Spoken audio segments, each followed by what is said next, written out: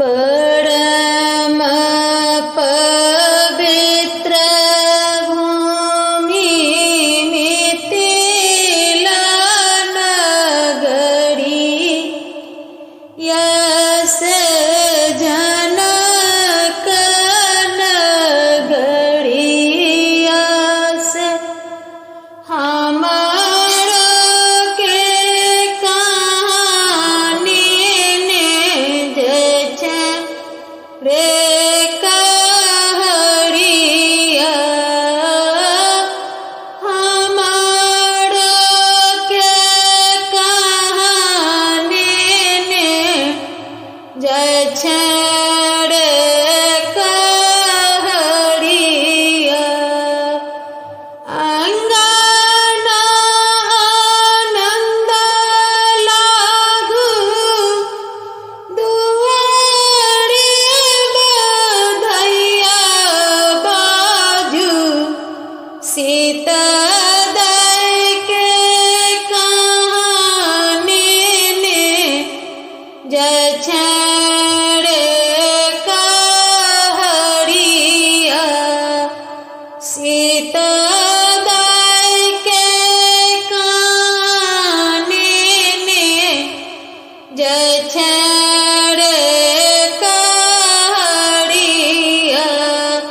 परम पवित्र भूमि मिथिला नगरिया, से मिथिला नगरिया, से हमारो के कहानी ने जैसे रे कहरिया, से हमारो के कहानी ने जैसे रे कहरिया। अंगना में घूमी घूमी अम्मा मुड़कानाई, भौजी कानाई भानस कालरे कहरिया, भौजी कानाई भानस कालरे कहरिया। मुहामा के झांपी झांपी बाबू मोरा कानाई, भैया कानाई आखी लाल रे कहरिया। भैया कानाई आखी लाल रे कहरिया। डोलिया के पाछू पाछू बबुआ कानत अबई, बबुआ कानई छाती फोटई रे कहरिया, बबुआ कानई छाती फोटई रे कहरिया। नगर समाज लोक सब हम बिसरब, सखी सब कोना हम बिसरब रे कहरिया। सखी सब को बिसरब रे कहरिया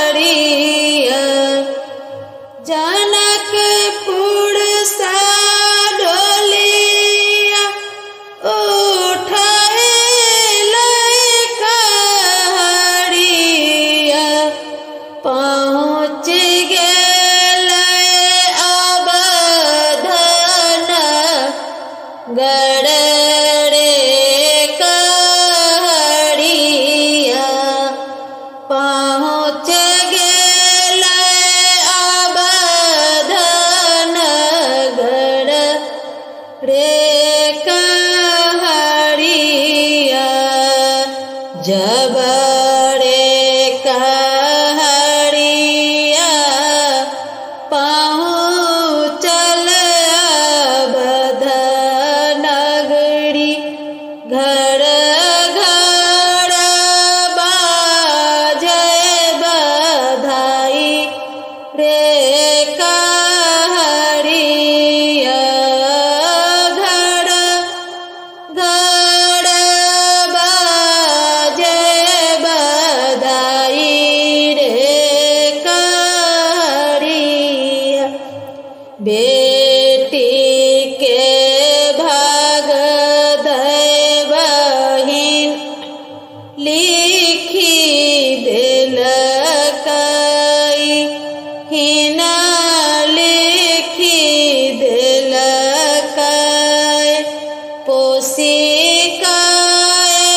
परगड़ पठावी रे कहरिया पोसी परगड़ पठावी रे कहरिया परम पवित्र भूमि जनक नगरिया से हमरो के कहाने ने जय छड़ कहरिया हमरो के कहाने ने जय छड़ कहरिया सीता दय के कहाने ने जय छड़ कहरिया नहीं राजन महु के ससुर